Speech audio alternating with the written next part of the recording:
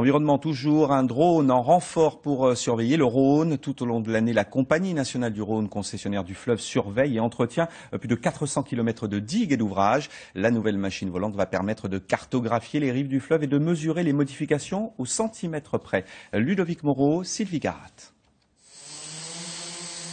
Cet objet volant est un drone équipé d'une caméra vidéo.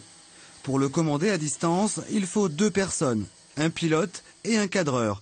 Tous les deux sont titulaires d'un brevet de pilote obligatoire.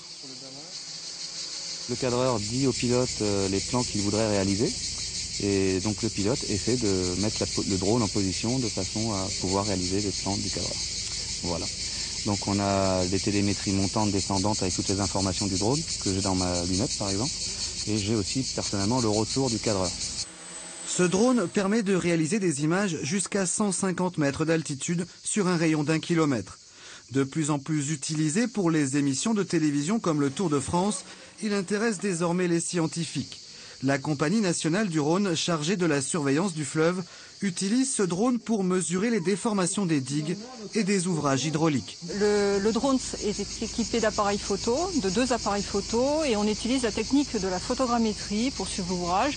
Donc c'est une technique que l'on connaît depuis quelques temps, mais maintenant on a toute une technologie et des modèles derrière qui nous permettent de voir la géométrie de l'ouvrage à 1 centimètre près.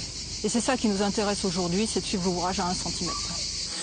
À l'aide de repères précis au sol et d'un logiciel informatique, les photos du ciel prises avec le drone permettent d'obtenir une cartographie en 3 dimensions et en temps réel. Si jamais on voit une dérive sur certaines zones de quelques centimètres, on a maintenant le temps d'intervenir pour pouvoir le remettre à niveau. Du sud de Genève jusqu'à Port-Saint-Louis-du-Rhône, la compagnie inspecte plus de 400 km de digues chaque semaine.